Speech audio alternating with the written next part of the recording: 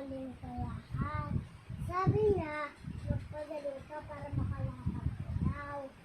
Para makakilis ka. Tsaka mag-inom ka ng Red Horse. Tsaka gin. Lahat makakagaling yung mga pasyente. Lahat nagkikita na kayo.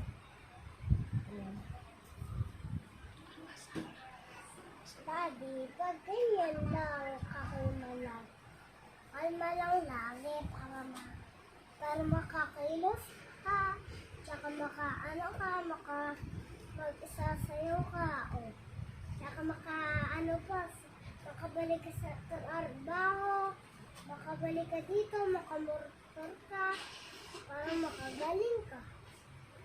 Daddy, wag kasi wag kami na magsasabi, magsasabi,